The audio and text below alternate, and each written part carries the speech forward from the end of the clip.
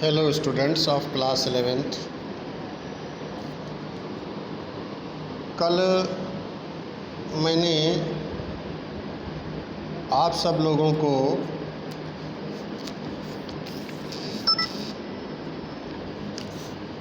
Ranga's marriage story की background बताई थी। स्टोरी के टाइटल से ही ये पता चलता है कि ये जो शॉर्ट स्टोरी है जिसको अयंगर जी ने लिखा है वह रंगा की मैरिज के बारे में है। और रंगा जो पात्र है इस स्टोरी में, शॉर्ट स्टोरी में,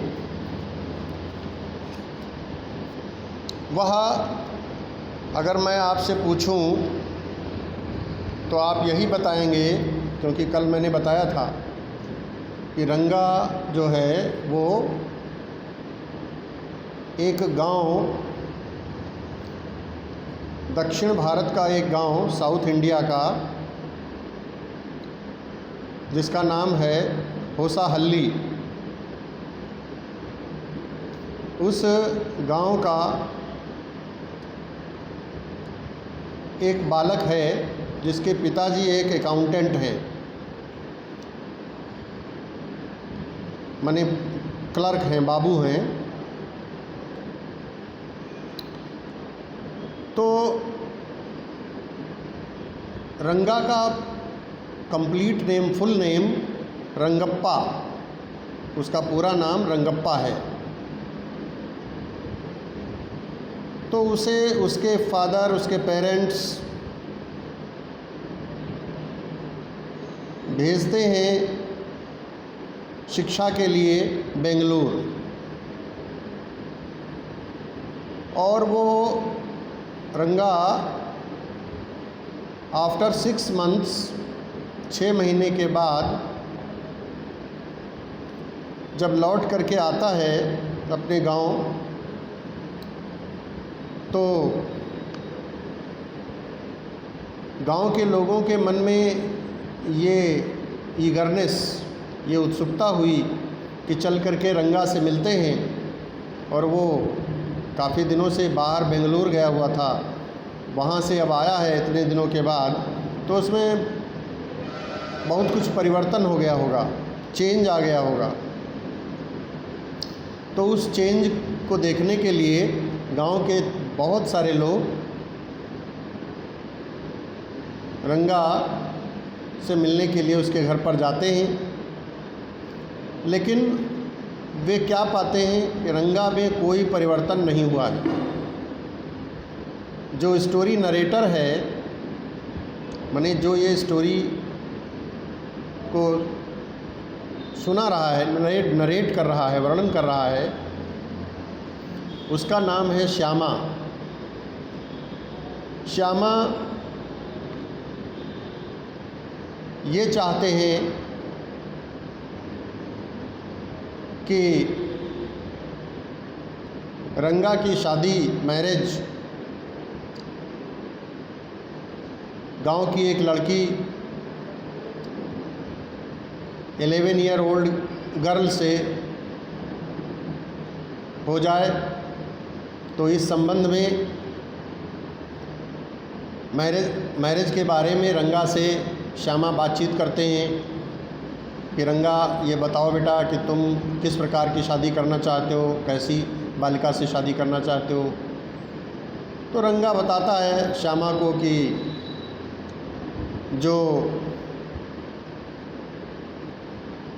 मेरे हिसाब से बालिका होगी उसी के हिसाब से मैं शादी करना चाहता हूँ। समझदार हो और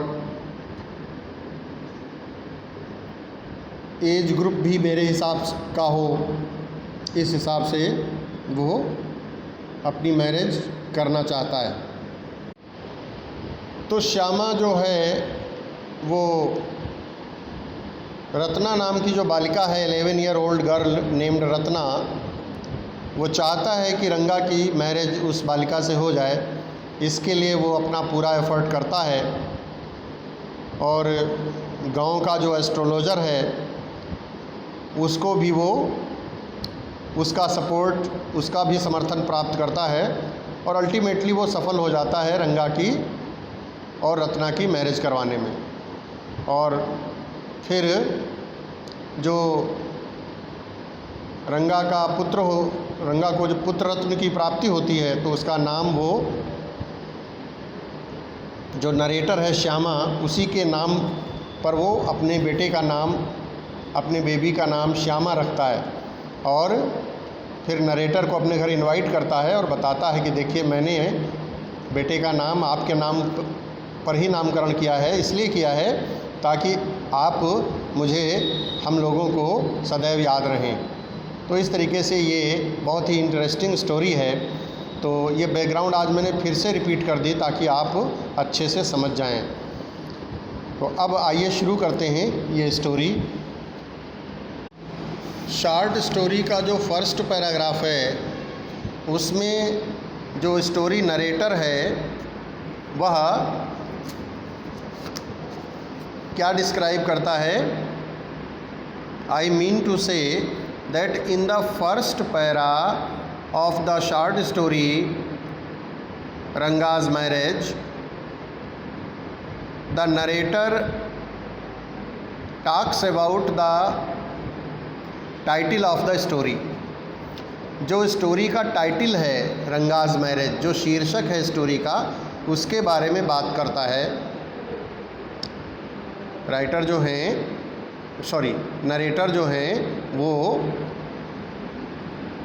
स्टोरी के टाइटल की बात करते हैं। तो देखिए,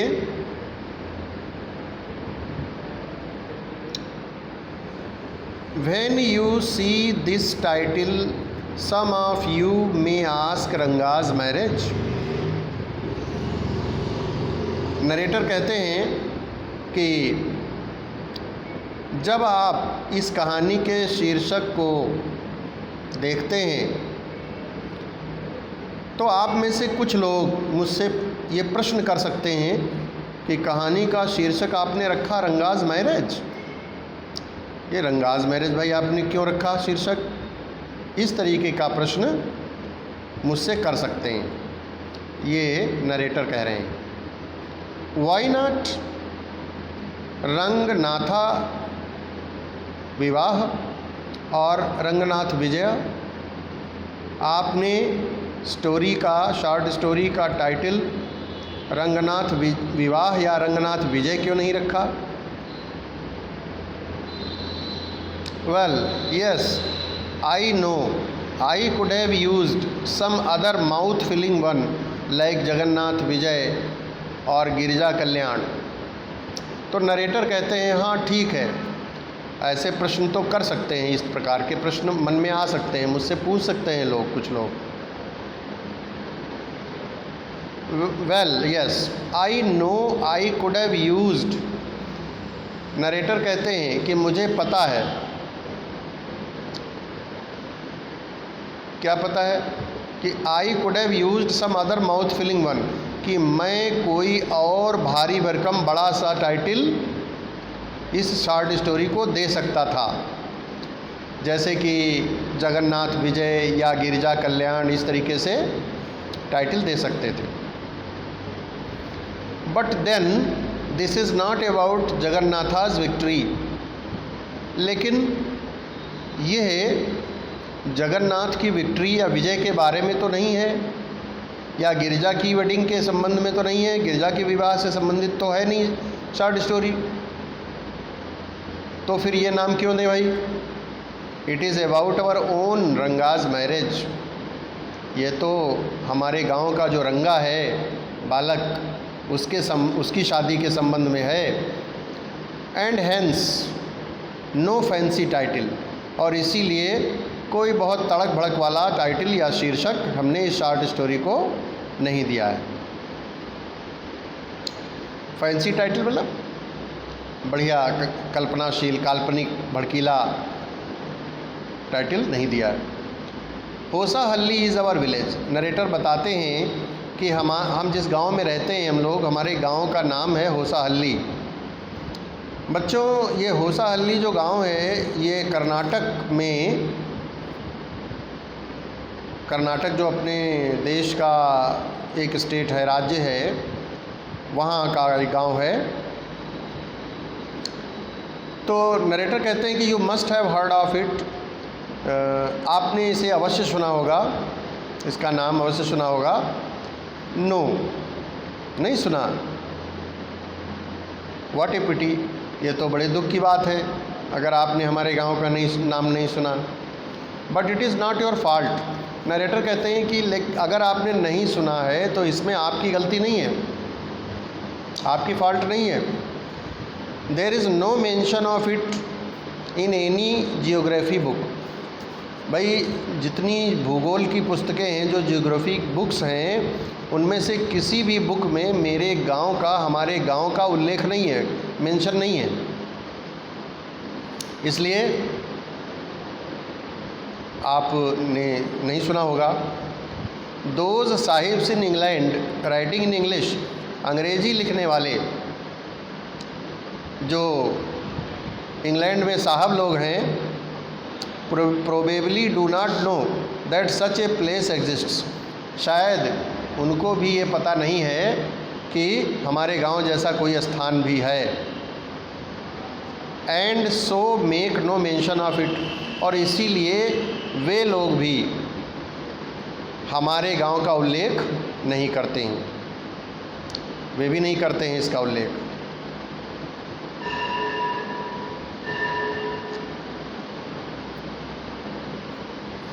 our own people to forget about it. हमारे जो अपने लोग हैं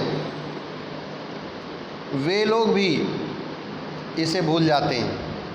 फॉरगेट अबाउट इट, इसका उल्लेख करना भूल जाते हैं। जब भी कहीं कुछ लिखते हैं तो उसमें उसका, हमारे गांव का उल्लेख नहीं करते हैं, अर्थात उसका उल्लेख करना भूल जाते हैं। You know how it is, they are like a flock of sheep. आप जानते हैं हमारे गांव के लोग बिल्कुल जैसे फ्लॉक ऑफ शीप होती है, माने भेड़ों का जो झुंड होता है, ऐसे ही लोग होते हैं। भेड़ों के झुंड की क्या विशेषता होती भाई? अगर एक शीप, एक भेड़ गड्ढे में गिर जाए, कुएं में गिर जाए, तो सभी भेड़ें एक एक करके उसी कुएं में गिरती चली जाती हैं, माने ब्लाइंड फॉलोअर होती हैं। तो वही नरेटर कहते हैं कि वन शीप वॉक्स इनटू ए पिट। एक भेड़ जब गड्ढे में चली जाती है, गिर जाती है, the rest blindly follow it. तो जो शेष बचती हैं, रेस्ट माने रिमेनिंग, तो रिमेनिंग शीप जो होती हैं वे भी बिल्कुल अंधमुख होकर के ब्लाइंडली उसका अनुसरण करते हैं और फिर वे भी सब गड्ढे में गिरते चली जाती हैं। तो ऐसे ही हमारे गांव के जो लोग हैं, एक ने नहीं उल्लेख किया गांव का, कहीं कुछ भी लिखा तो उसमें, ऐसे ही कोई भी लोग हमारे गांव का उल्लेख नहीं करते हैं जब भी वे कुछ लिखते हैं। When both the sahibs in England and our own geographers have not referred to it. जब दोनों ही, माने वे साहब लोग, अंग्रेज़ साहब लोग जो इंग्लैंड में हैं, और हमारे जो जियोग्राफर्स हैं, माने जो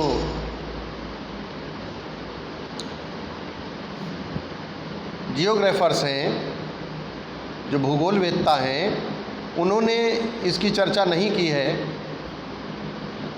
यू कैन नॉट एक्सपेक्ट, तो फिर आप एक्सपेक्ट नहीं कर सकते, माने आप उम्मीद नहीं कर सकते उन बेचारों से, किन से? जो कार्टोग्राफर हैं। कार्टोग्राफर मतलब जो भूमि के नक्शे बनाते हैं, उनको कैसे याद रहेगा नक्शे पर हमारे गांव को दिखाना। अर्थात जो कार्टोग्राफर है बेचारा, वो भी हमारे गांव का नक्शे पर कोई चित्र नहीं बनाता, उसको नहीं अंकित करता। Can you and so there is not even the shadow of our village on any map. और इस तरीके से हमारे गांव की परछाई भी नहीं है किसी नक्शे पर या किसी मैप पर। तो इस तरीके से जो फर्स्ट पैरा है स्टोरी का, उसमें नरेटर ने अपने माने ये जो स्टोरी का टाइटल है उसके बारे में और अपने गांव के बारे में बातचीत की है, जिसको हम लोगों ने विस्तृत रूप में पढ़ा है। शेष आगे का पार्ट अगले टर्न पर पढ़ेंगे। इस वीडियो को आप खूब ध्यान से सुनिए और समझिए, आपको स्टोरी में बहुत आनंद आएगा।